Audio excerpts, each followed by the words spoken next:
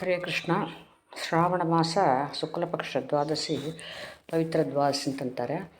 ಪವಿತ್ರ ಹಾಕುಂಬದಿಂದ ಏನು ಪುಣ್ಯ ಅಂತ ಹೇಳಿದರೆ, ಒಂದು ವರ್ಷ ಕಾಲದಲ್ಲಿ ನಾವು ಎಷ್ಟೋ ದಿವಸ ಪೂಜೆ ಮಾಡೋದಂಗಿರ್ತೇವೆ, ಅನಾನುಕೂಲ ಆಗಿರುತ್ತೆ, ಅದರಿಂದ ಪೂಜೆ ಬಿಟ್ಟಿರ್ತೇವೆ. ಅದರಿಂದ ಈ ಪವಿತ್ರ ದ್ವಾದಶಿ ಪವಿತ್ರ ಮಾಡಿ ದೇವರಿಗೆ ಸಮರ್ಪಣೆ ಮಾಡಿ ವಿಧಿಪೂರ್ವಕವಾಗಿ ಮಾಡಿ ಅದರ ಧಾರಣೆ ಮಾಡಿಕೊಂಡೇವೆ ಅಂತಂದರೆ ನಮಗೆ ಆ ಪಾಪಗಳು ಹೋಗುತ್ತೆ ಅಂತ ಹೇಳ್ತಾರೆ. ಇದನ್ನು ಮೊದಲು ಏನು ಮಾಡಬೇಕು ಅಂದರೆ, ಗುರುಮಂತ್ರ ಹೇಳಿ ಗುರುಭ್ಯೋ ನಮಃ ಹೇಳಿ ಆಚಮನ ಮಾಡ್ಕೊಬೇಕು. ಪ್ರಾಣಾಯಾಮ ಅಂತ ವಿಷ್ಣು ಪ್ರೇರಣೆ ವಿಷ್ಣು ಪ್ರೀತ್ಯರ್ಥಂ ಸಂವತ್ಸರ ಪೂಜಾ ಸದ್ಗುಣ್ಯ ಸಿದ್ಧ್ಯರ್ಥ ಪೂರ್ವೋಕ್ತ ದೇವತಾ ಸನ್ನಿಧವು ಪವಿತ್ರ ಸಮರ್ಪಣ ದ್ವಾರ ಪವಿತ್ರಾರೋಪಣಂ ಕರಿಷ್ಯೆ ಅಂತ ಹೇಳಬೇಕು ಅಂತಂದ್ರೆ, ಇದರೊಳಗೆ ದೇವತೆಗಳನ್ನ ಆವಾಹನೆ ಮಾಡಬೇಕು ಅಂತ.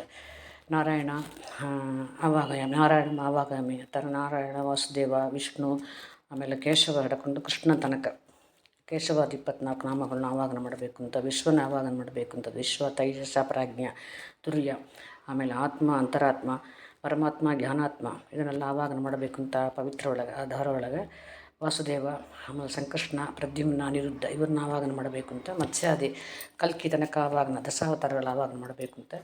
ಆಮೇಲೆ ಅನಂತನ ಆವಾಹನೆ ಮಾಡಬೇಕು ಅಂತ. ವಿಶ್ವರೂಪನ ಆವಾಹನೆ ಮಾಡಬೇಕು ಅಂತ. ಆಮೇಲೆ ಅಗ್ನಿ, ವಾಯು, ಸೂರ್ಯ ಇವ್ರನ್ನೆಲ್ಲ ಮಾಡಬೇಕು ಅಂತ ಅದರಲ್ಲಿ ಪೂಜಾ ನಂತರ. ಆಮೇಲೆ ಪವಿತ್ರ ಅಂದ್ರೆ ಶ್ರೀಹರಿ, ಲಕ್ಷ್ಮಿ, ವಾಯು ಗುರುಗಳಿಗೆಲ್ಲ ತಾರತಮ್ಯಾನುಸಾರ ಸಮರ್ಪಿಸಿ ಅದನ್ನು ದಕ್ಷಿಣ ಸಹಿತ ಬ್ರಾಹ್ಮರಿಗೆ ಪವಿತ್ರ ನೀಡಿ ಅದನ್ನು ತಾನು ಧರಿಸಬೇಕು ಅಂತ. ಹೀಗೆ ಪವಿತ್ರ ಧಾರಣೆ ಮಾಡಿದ್ದೇವೆ ಅಂತಂದ್ರೆ ಒಂದು ವರ್ಷ ನಾವು ಎಷ್ಟೋ ಮಾಡದಂಗಿರತಕ್ಕಂಥ ಪಾಪ ಪೂಜೆ ಮಾಡದಂಗೆ ಬಿಟ್ಟಿರ್ತೇವಲ್ಲ, ಆ ಪಾಪ ಪರಿಹಾರ ಆಗ್ತಾ ಅಂತ ಪವಿತ್ರ ಧಾರಣ ಮಂತ್ರ ಹೇಳ್ತಾರೆ. ಪವಿತ್ರಂ ವೈಷ್ಣವಂ ತೇಜಃ ಸರ್ವ ವಿಘ್ನ ನಿವಾರಣಂ ಪೂಜಾ ಷಡ್ಗುಣ್ಯ ಸತ್ಯರ್ಥಂ ಮಮಾಂಗೇ ಧಾರ ಮಾಮ್ಯಹಂ ಹಾಗೆ ಅಂತ ಹೇಳಿ ಇದನ್ನು ಹಾಕ್ಕೊಬೇಕು ಅಂತ ಹೇಳ್ತಾರೆ.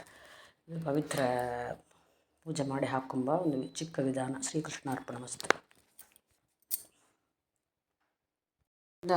ಪುತ್ರ ಸಂತಾನ ಆಗತ್ತಂತ ಹೇಳ್ತಾರೆ. ರಾಜನಿಗೆ ಪುತ್ರ ಇಲ್ಲಂಗಿದ್ದು ಇತ್ತಂತ. ಎಷ್ಟೋ ಬೇಕಾದಷ್ಟು ದಾನ ಧರ್ಮಗಳನ್ನೆಲ್ಲ ಮಾಡಿ ತುಂಬ ಸರಿಯಾಗಿ ರಾಜ ಪರಿಪಾಲನೆ ಮಾಡ್ತಾ ಇದ್ದರೆ ಕೂಡ ಪುತ್ರ ಇಲ್ಲಂಗಿತ್ತಂತೆ. ಅದರಿಂದ ಆ ರಾಜ ವ್ರತನ ಮಾಡಿ ಪುತ್ರ ಹುಟ್ಟಿತ್ತು ಅಂದರೆ ಪುತ್ರ ಸಂತಾನ ಆಗಲು ಕೂಡ ತುಂಬ ವಿಶೇಷವಾದ ವ್ರತ ಅಂತ ಹೇಳ್ತಾರೆ. ಶ್ರೀಕೃಷ್ಣಾರ್ಪಣಮಸ್ತು.